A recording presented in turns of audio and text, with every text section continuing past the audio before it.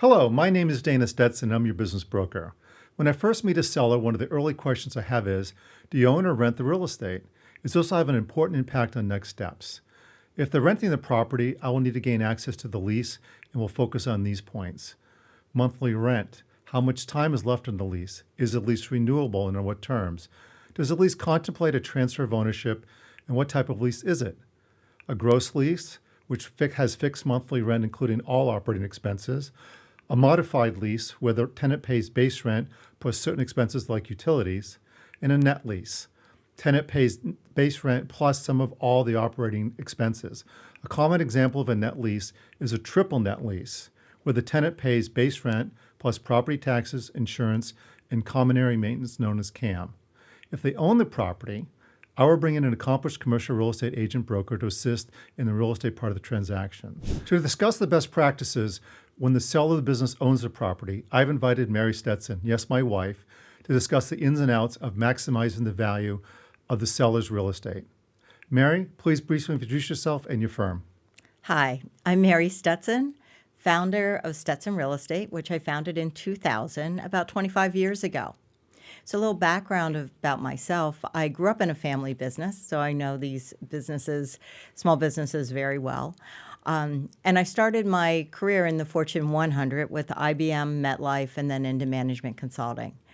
But as I started to raise my family with Dana Stetson, my husband of nearly 40 years, I went into a hyper-local career of real estate. And so my firm, Stetson Real Estate, serves both residential and commercial real estate in Westchester County and Greenwich, Connecticut. Great, Mary, thank you.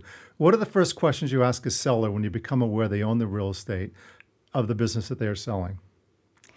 Well, first I ask them about the history of how they came to purchase this property. And sometimes there's a real story there. I also ask them if there's any other people that are leasing parts of the building where they're doing their business. And then I also ask them if they happen to own any adjacent properties, because many times they do. Oh, great. So how do you value either the fair market rent or the sales price of the property? Okay, so of course we take a look at comparables and we use cap rates. And we determine, that's how we go about determining the values. Many of these commercial deals are done privately, so really the tax records and knowledge from different colleagues that we have in the business provide all the details that we need. What are the considerations when selling the property to a different buyer than the buyer of the business? Okay, so if the property is not going to be bought by the person that's buying the business, that business is likely still going to want to operate at that space. So they're going to need, for financing purposes, they're going to need a 5-year lease with a 5-year option. So the buyer of that property should expect that they're going to receive a lease assigned to them at market rate for 5 years with a 5-year option. Okay. What are the considerations when the highest and best use of the property is not the home to the business itself that is owned by the seller? Okay, if the highest and best use of the property is not really the current use of the property, then you could look at a couple different options. One, you could rent that space to someone who has a business that would really thrive in that location and therefore would be able to pay a higher rent than the current business. Also, you may want to take a look to see if that property's highest and best use would be done if the place were renovated or completely redeveloped.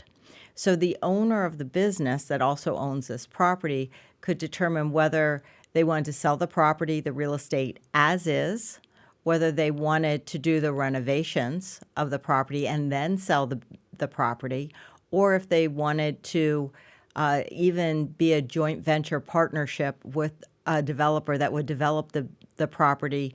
And in that way, they would not only get the proceeds for their property as is, but also share in the profits of the developed space.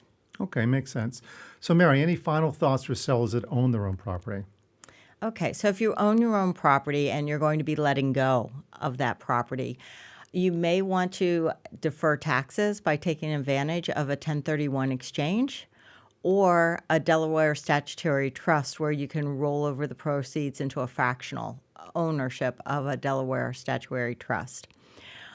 Also, you should know is that you could, if you want to take just a portion of those sale proceeds out to use now, that's called boot, technically, and then you would just pay the taxes on the boot that you've taken out.